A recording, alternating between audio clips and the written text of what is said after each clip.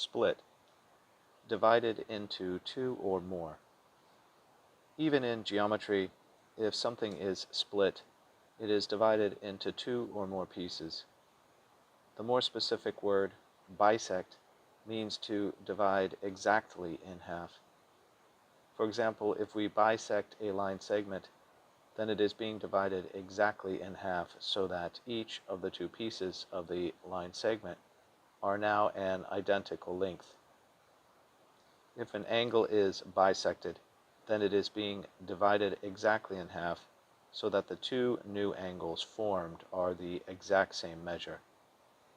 If something were split into two exact pieces, then in such an exact case, split and bisect would have the same meaning.